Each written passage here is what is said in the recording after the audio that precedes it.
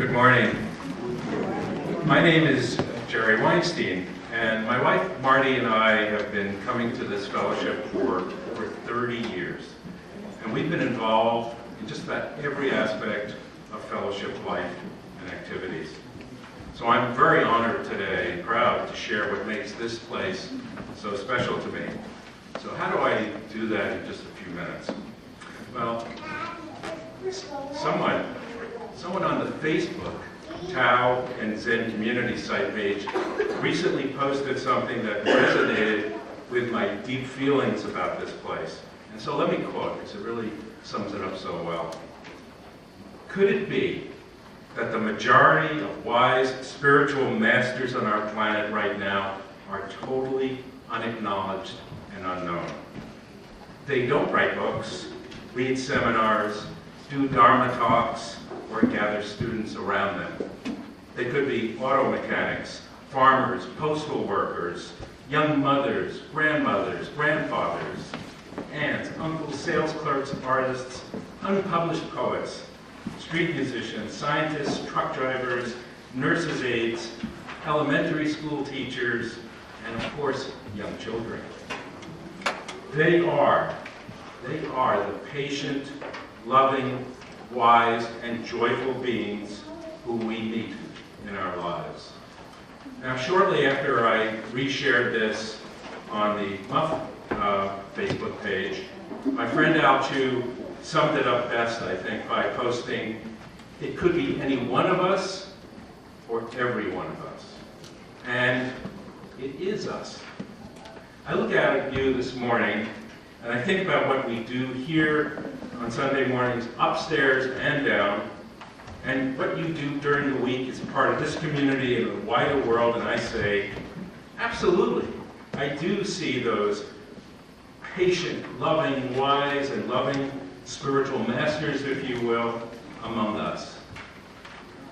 I also invite you to bring to mind the hundreds of women and men, youth and children that we have had the pleasure and privilege to be with and work with over the past 30 plus years, and realize how profoundly your lives and my life especially, because I'm up here, have been changed by them.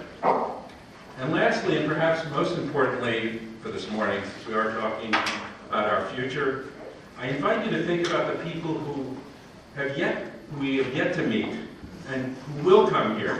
And they'll come here to a place with amazing new facilities and spaces that we have voted to move forward on.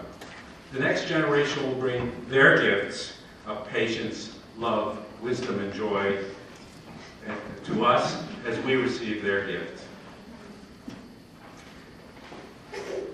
Now, 30 years ago, to tell you the truth, I would not have understood this perspective, the truth.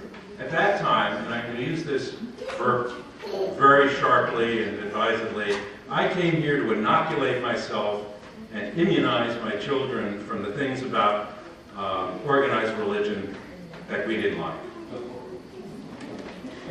That may be familiar to somebody else. So how did I start thinking about this place in a much more important way?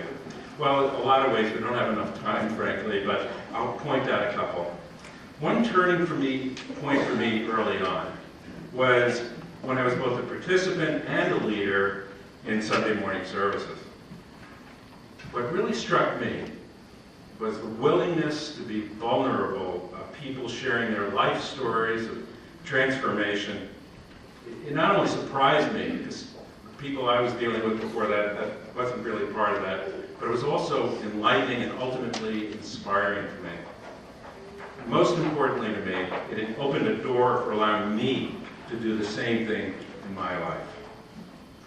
Another, and this has been an ongoing thing for 31 years, witnessing the women and men who say yes and yes again and step up year after year in so many different capacities to make this place work.